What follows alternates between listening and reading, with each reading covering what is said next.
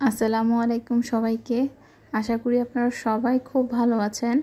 আমিও আছি আল্লাহ তাআলার অশেষ রহমতে খুব ভালো আছি। আজকে নতুন আরেকটি ব্লগ শুরু করছি। আশা করি আপনাদের কাছে আমার ব্লগটি ভালো লাগবে। যদি ভালো লাগে তাহলে কিন্তু লাইক দিতে ভুলবেন না। আর যদি ব্লগের কোনো অংশ যদি ভালো লাগে আর কি আপনাদের কাছে, আর যদি এরকম ব্লগ দেখতে চান তাহলে আমার চ্যানেলটাকে সাবস্ক্রাইব করে অল বাটন প্রেস করে দিবেন। তাহলে কিন্তু আপনারা নোটিফিকেশন পেয়ে যাবেন আর সময় সুযোগ করে দেখে নিতে পারবেন। আশা করি খারাপ লাগবে না, দেখতে দেখুন, ইনশাল্লাহ একদিন ভালো লাগতেও পারে। লেমন কালার একটা কোর্সের অর্ডার ছিল একটা আপুর, তো সেটাতে সানফ্লাওয়ার ফুল করছিলাম আর কি, ওইটারই ক্লিপ একটু শেয়ার করছি আপনাদের সাথে। হাতের কাজ কিন্তু খুবই সময় সাপেক্ষ ব্যাপার, এটা একটু সময় নিয়ে ধৈর্য নিয়ে করতে হয়। যারা হাতের কাজ আমরা করি তারা তো অবশ্যই জানি যে হাতের কাজটা অনেক সময় সাপেক্ষ ব্যাপার, সময় দিতে হয় প্রচুর। তো ছোট্ট একটা সানফ্লাওয়ার ফুল করতে অনেকটাই সময় লাগে। আমি ফ্লাওয়ারের পাপড়িগুলো করছি হচ্ছে সাটিন স্টিচ দিয়ে, আর যে ভিতরের অংশটা এটা হচ্ছে আমরা গিট ভরাটটা বলি আর কি, বা গিট টাইপের যে সেলাইটা আছে ফ্রেঞ্চ নট, এই ফ্রেঞ্চ নটটা দিয়েই সেলাইটা করছি মাঝখানের অংশ। তো আপনাদের কাছে কেমন লাগছে এই সানফ্লাওয়ার কোর্সটা আমাকে একটু কমেন্ট করে জানাবেন। আমার যে হাতের কাজের ড্রেসের পেজ সুকন্যা, ওইটাতে আপনারা এইটা পেয়ে যাবেন। যারা আমার ফেসবুক পেজটাকে ফলো দিয়েছেন তারা তো দেখতে পারবেন যে আসলে আমার যে ছোট ছোট কাজগুলো আমি ওখানে শেয়ার করে থাকি। আর এখানে আরেকটা সিয়া সিল্কের ড্রেস, এগুলো আমি দেখাচ্ছিলাম একটা আপুকে, তো উনি এই যে সবুজ কালারটা এটাই নিয়েছে, আর এখানে বাকি আরও 3টা কালার আছে। আপনারা যদি কেউ নিতে চান তাহলে সুকন্যা পেজ থেকে অর্ডার করতে পারেন। খুবই কোয়ালিটিফুল আর অল্প দামে আমি আসলে দিচ্ছি, যেহেতু ছোট একদম পেজটা, সেজন্য পরিচিত হবার জন্যই সবাইকে একদম অল্প প্রাইসেই ড্রেসগুলো দেওয়ার চেষ্টা করে থাকি। তো ভালো লাগলে কিন্তু পেজটা থেকে ঘুরে আসতে পারেন আপনারা। আর এরপরে আমি চলে এসেছি যে সকালের নাস্তা তৈরি করতে। সকালবেলা তো অনেক তাড়াহুড়ার মধ্য দিয়ে থাকে, আসলে আমি শ্যুট করতে পারি না, এখন অনেক ব্যস্ততায় দিন যায়, আর দিন তো ছোট, দেখা যায় যে সময়ের সাথে পেরে উঠি না, আর সব কিছু একা হাতে করতে হয়, তো এজন্য আরও তাড়াহুড়া লেগে যায়। তো মেয়ের আর ছেলের বার্ষিক পরীক্ষা চলছে, তো এজন্য সকাল ভোরে উঠে নামাজ পড়েই আগে কিচেনে চলে আসি, নাস্তাটা তৈরি করে ফেলি, যাতে করে ওদের আগে নাস্তাটা খাইয়ে তারপর পরীক্ষা দিতে ওরা যেতে পারে আর কি। তো পরীক্ষা শুরু হয়ে গেছে, মাত্র 2টা চলে গেছে। তো আপনাদের সাথে আমি শুক্রবার দিনের ব্লগটাও শেয়ার করছি। নাস্তা খাইয়ে তো ওদেরকে পাঠিয়ে দিয়েছি পরীক্ষার, ওটা বৃহস্পতিবারের ক্লিপটা ছিল, আর আজকে হচ্ছে শুক্রবারের ক্লিপটা শেয়ার করছি। আর এখানে আমি পেঁয়াজ কেটে নিয়েছি, আর এই যে নতুন আলু, এটাকে আপনাকে দেখালাম কারণ অনেকগুলো আলুই পচা পড়েছে, তো রাতের বেলা এনেছে আলুগুলো, তো দেখতে পাইনি। তো আমি দেখছি যে অনেকগুলো আলু এরকম পচা, তো আমি ভাবলাম যে বললাম ওকে যে এইরকম পচা আলু দিয়ে দিয়েছে। তো এই যে চাল ভিজেছি, আর দেখতেই পাচ্ছেন পোলাও চালের হালকা 2-3টা পোকা পাওয়া যাচ্ছে, তো ভালোভাবে পানি দিয়ে ধুয়ে নিলে এই পোকাগুলো আস্তে আস্তে চলে যাবে। তো আমি একদম বেশি বেশি পানি দিয়ে আগে ধুয়ে নিচ্ছি পোলাওর চালগুলো, এরপর ধোয়ার পরে একটু ভিজিয়ে রাখবো আর কি চালগুলো ভিজতে থাক। আর এদিকে আমি বসিয়ে দিয়েছি রান্না। শুক্রবারে তো আরও তাড়াহুড়া থাকে, কারণ জুম্মার পরেই আসে খাওয়া দাওয়া করবো সবাই মিলে, তো এজন্য আর সব কাজও শেষ করতে হয়, জমানো কিছু কাজ থাকে, তো সেজন্য আমার কাছে মনে হয় যে একদম দম ফেলার সুযোগ থাকে না, এই জন্য আমি একটু তাড়াতাড়ি করবার চেষ্টা করছি আর কি। আর অল্প অল্প কিছু শ্যুট নিয়েছি, আজকে বিফ বিরিয়ানি রান্না করব, সেজন্য আমি মশলাটাকে ভালোভাবে কষিয়ে নিয়েছি। আর এখানে পেঁয়াজ আর টমেটো পেস্ট করে নিয়েছি, এটাও সাথে দিয়ে দিয়েছি, একদম ভালোভাবে কষিয়ে নিচ্ছি। কষিয়ে নেওয়ার পর ধুয়ে রাখা মাংসগুলো দিয়ে দিচ্ছি।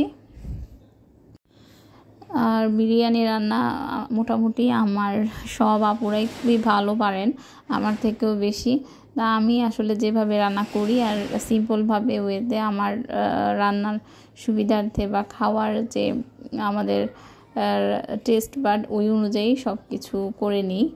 আর আপনারা তো সবাই মাশাআল্লাহ এক্সপার্ট। আমি আসলে শেখানোর জন্য ভিডিওটা দিচ্ছি না, আমি যা যা করছি এটাই আর কি আপনাদের সাথে শেয়ার করছি, যেহেতু লাইফস্টাইল ব্লগ শেয়ার করি। যদি কোনো ভুল ত্রুটি হয়ে থাকে তাহলে ক্ষমা সুন্দর দৃষ্টিতে দেখবেন। আর এখানে মাংসটা কষাতে দিয়ে এসে আমি এই যে ড্রয়িং রুমের যে কর্নারগুলো ছিল এগুলো ভালোভাবে মুছে নিচ্ছি। প্রতিদিন মোছার পর দেখেন কি পরিমাণ ধুলাবালু, মনে হয় যে কোনো দিনও হাত দেওয়া হয় না। এরকমটা আসলে বুঝি না, শীতকাল এলেই এত বালু। তো আজকে একদম উপরভাবে মুছে নিচ্ছি। টাওয়ালটাকে আমি ভালোভাবে ধুয়ে নিয়েছি, ধুয়ে পানিটা চিপে শুকনা করে একদম সবটা শোকেস আমি ক্লিন করে নিচ্ছি। আরও যা যা ছিল আশেপাশে এগুলো ক্লিন করব, কারণ দেখা যায় যে ধুলা পড়ে থাকলে নিচের কাছেও ভালো লাগে না। আর এখানে টি টেবিলটাতে আমি একটা কাপড় বিছিয়েছিলাম, এটার মধ্যে ইরফান কলম দিয়ে দাগ দিয়ে একদম অবস্থা খারাপ করে ফেলেছে। হ্যান্ড পেন্টিং করেছিলাম আর কি। তো আমার ছেলেও এটাতে হ্যান্ড পেন্টিং করে দিয়েছে, আমার দেখা দেখি এই অবস্থায় চলে আর কি বাসায়। আর এখানে যে টিভি ক্যাবিনেটটা আছে এটার মধ্যেও দেখা যায় যে এত বালু লেগেছে। তো এটাতে আমি আসলে একটা স্কেল এর মধ্যে কাপড় লাগিয়ে তারপর ভালোভাবে পরিষ্কার করি। এখন হাত তো যাচ্ছে না ওইভাবে, তো আমি একদম উপর থেকে ভালোভাবে ক্লিন করছি যতটুকু পারা যায়। তো একদম ফাঁক যেগুলো আছে ওগুলোতে সহ বালু ঢুকে আছে, তো আমি একটু সময় নিয়ে এই জায়গাটা পরিষ্কার করছি। আর ওইদিকে তো চুলাতে মাংস কষাতে দিয়ে এসেছি আর সব কিছু রেডি করে রেখেছি। আর এখানে সব কিছু আমি ক্লিন করে ঘর ঝাড়ু দিয়ে তারপর বাকি কাজগুলো করে নিব অফ ক্যামেরাতে। আপনাদের সাথে সব কিছু আসলে শেয়ার করতে পারি না, দেখা যায় আমি এই দৌড়ের উপর কাজগুলো করে থাকি, এজন্য আমি ক্যামেরাটা অন করে যে কাজ করব ওই আসলে আমার মাথায় থাকেই না। আমি এত ইরেগুলার হয়ে গেছি, মানে কি বলবো, নিজের উপরে নিজের মানে রাগ উঠে মাঝে মাঝে। কিছু কিছু আপুদের কথা মানে কি বলবো, তারা মাশাআল্লাহ প্রতিদিনই তারা ব্লগ দিয়ে থাকেন, শেয়ার করে থাকেন, সব কিছু সামলিয়ে খুব সুন্দর ব্লগিং করেন আর সুন্দর সুন্দর ভিডিও আমাদের সাথে শেয়ার করেন। তাদেরকে আসলে মন থেকে সেলুট। আর এখানে আমি সব কিছু করে রান্নাঘরে আবার চলে এসেছি। মাংসটা একদম সুন্দর মতন কষানো হয়ে গেছে, দেখলাম যে মাংসও প্রায় সিদ্ধ। তো আর একটু ঝোল একদম কমিয়ে ফেলবো, আর অল্প কিছু এখানে তেজপাতা দারচিনি এগুলো তুলে ফেলে দিব। মশলাতে এত কিছু থাকলে ভালো লাগে না। এই যে ক্লিন করার পরে মোটামুটি এখন একটু ভালো লাগছে দেখতে বাসাটাকে। অপর পাশে আমি হাঁড়িতে পেঁয়াজ বেরেস্তা করে আদা বাটা আর অল্প পরিমাণ পেঁয়াজ বাটা দিয়ে চালটাকে ভালো মতো ভেজে নিচ্ছি। এখানে আমি একটু লবণও দিয়েছি পরিমাণ মতো, আর ঘি দিয়েছি। তেল আর ঘিটা মিশিয়ে করলে মনে হয় আমার কাছে অনেক ভালো লাগে বিরিয়ানিটা। আর দিয়ে দিয়েছি রাঁধুনি বিরিয়ানি মশলা। এখানে চাল নিয়েছি 1 কেজি পরিমাণ, আর মাংস নেওয়া হয়েছে প্রায় 1 কেজির থেকে একটু বেশি। আর আলু তো ভেজে নিয়েছি। তো ভালোভাবে চালটাকে ভেজে নেওয়ার পর আমি গরম পানি এড করে দিয়েছি, কাঁচামরিচও দিয়ে দিয়েছি। আর আমরা এটাতে কিশমিশ দিতে আমার কাছে ভালো লাগে আর পছন্দ করি খেতে, অনেকে আবার দেন না। তো যার যার আসলে ইচ্ছা। আবার আলু বোখারাও বাসায় নেই, থাকলে দিয়ে দিতাম, শেষ হয়ে গিয়েছে। তো এইখানে দেখলাম যে চালটা হয়ে গেছে, তো আবার একটু উলট পালট করে আরও কিছুক্ষণ রান্না করে নিব। এই পর্যায়ে কিশমিশটা দিয়েছি।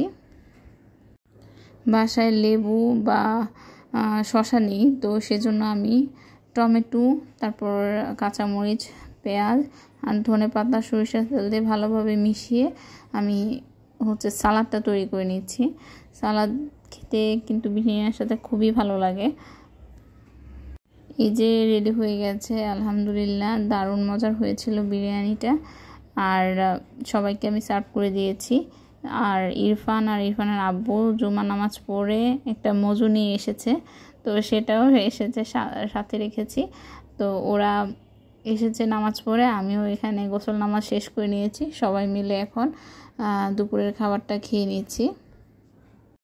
তো আজকের ব্লগটা আপনাদের কাছে কেমন লেগেছে, কোন অংশটা ভালো লেগেছে কমেন্ট করে কিন্তু জানাতে ভুলবেন না। সকলের সুস্থতা কামনায় আজকের ব্লগটা এখানেই শেষ করছি। ভালো থাকবেন আপনারা সবাই। ধন্যবাদ সবাইকে ব্লগটা দেখার জন্য।